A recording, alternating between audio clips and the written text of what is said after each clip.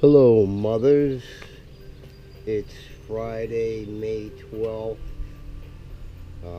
Mother's Day weekend 2017. And I hope you guys, if you're fond of your mother, gonna have a good Mother's Day. If you're not fond of your mother, then maybe it's still good. You won't have to be around the old bird. But anyway, it's a beautiful day here in the Northeast, but we're going to have a nor'easter over here. So hope everybody up here's got their milk and bread and flashlight batteries so they can see all the milk and bread that they're eating. In any case, I'm working on my bike today, and I got to do some work on my bike because, as I said in my video at Hope for the Warriors, Cars and Guitars, I had a few casualties on the way there. First of all, I lost my flags. They blew right out of the holder on the front of the bike. So that was the first thing to go. And my speedometer stopped working, but there's problems with the speedometer. It's not really the right application. That's why it stopped working. But yeah, there was a few things. And then at the show,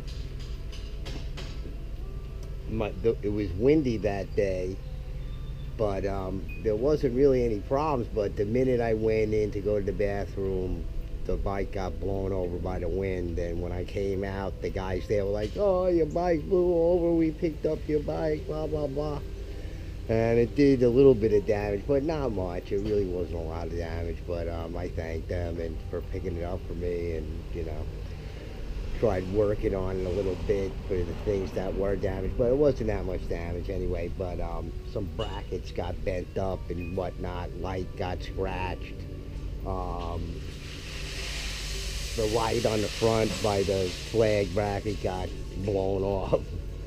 But it's all right, and it's all repairable.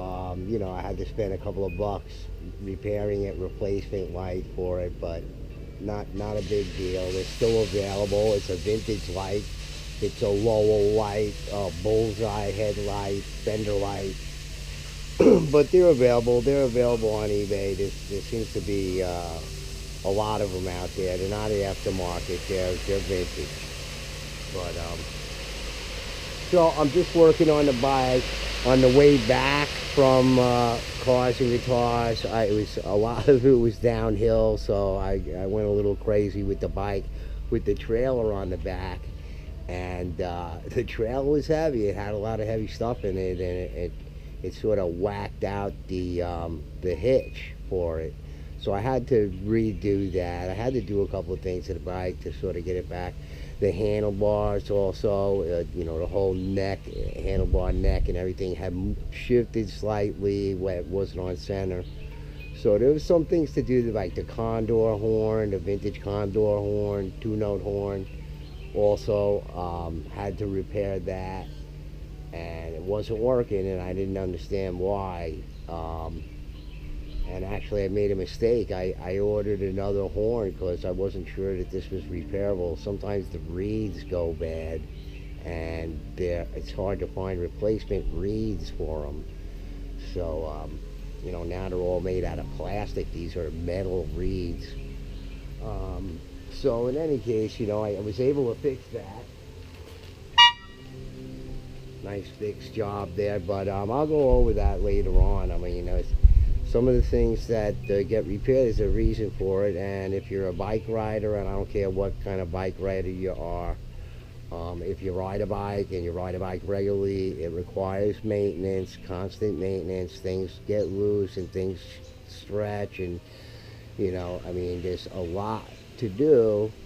But if you do routine stuff, you just got to keep up with it. The more you ride, the more maintenance you're gonna need. So I'm not a bicycle mechanic, but I'm just saying, there is some maintenance that's up to you. You just can't simply buy a bike and, when it breaks, I mean, okay, I guess you can, but why would you do that if you could do some simple fixes yourself? But in any case, that's what I'm doing today. I got some of my chrome hardware out over there. There's a lot of chrome hardware on the bike. Um, Use it where I can if you can afford it, and if not, you can use some polished steel. A lot of hardware stores will carry polished steel, but they don't carry chrome. Home Depot carries chrome, and it's not cheap, it's expensive, but it does dress up the bike a bit to use chrome hardware, etc. So yeah, there was a few things to do. I've been working on the bike the past couple of days and just fixing all of those little things. And, part of the routine of taking care of the bike. Um, and as you're doing that, as you're sort of working on your bike, you see other things, if you're paying attention. So, there's quite an art to this. And now bikes are so sophisticated, you just can't be some jerk off the street. Bikes cost $10,000 and $12,000. You got to know what you're doing, and they're a bit more sophisticated than these cruisers and these vintage bikes. So, I was just doing some repairs on this. I did some repairs on the Higgins, and I'll show it in more depth. And even just thinking about some of these things, they're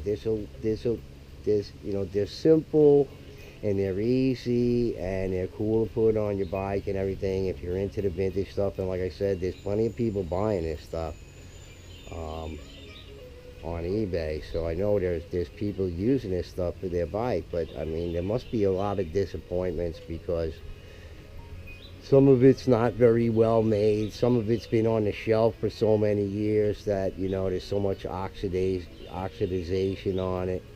Requires a bit of cleaning and a little bit of know-how. I mean, there's things to know. And, also, if you're electrifying the frame of the bike, you got to take that into consideration too when you're using sort of vintage parts and stuff.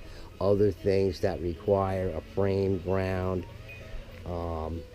There's things to know and things to understand. So when you run into some problems, you know how to sort of think about it and address them. The first vintage part, I saw another fella on YouTube doing some vintage parts, vintage bicycle parts, and he was good, and he was he's pretty methodical and very scientific. He seemed like he was a bicycle mechanic. I forget the name of the guy's channel, but he was all right. I mean, but he didn't really go into depth. He just sort of explained what the things were and a little bit about them, and that was it. But like I said, these things are very temperamental. There's things to know if you're buying vintage parts, and there's things to understand about it and not get so frustrated maybe when some things don't work. They just require some attention and a little bit of know-how and some tools and stuff. But I'm waiting on some tools and whatnot because I need to do some work and I need specialized tools. But the first thing I'm going to show is the vintage parts is the safety antenna, the lighted safety antenna, because that is one of my favorite vintage parts. And really just thinking about a very simple thing like that, there's a lot to know about it. I mean, they're selling these things, they're vintage NOS, but even vintage NOS, right out of the package, you're going to have some problems with these things, and you got to know about it. Some things have changed, and you're going to have some know-how to sort of work around them. It's simple know-how, but if you think about it, you can figure out a way around some of these things, right, Birdie? I think he's trying to tell me he wants some peanuts or seeds or something like that, because I give him seeds and nuts and stuff. But, well, anyway, I just want to make this little video while I was working on the bikes, and while it's nice out. Tomorrow on the northeast here, we're supposed to get this horrible nor'easter, and it's going to be a crummy weekend, and I can't do nothing with the bikes and whatever, so I figured I better get them out today and do some work on them and stuff. So yeah, you know, pretty soon I'll do another video, and like I said, I'm gonna do a review on that lighted safety antenna, because that's pretty popular. And if you're tricking your bike out for night riding, it's real nice. And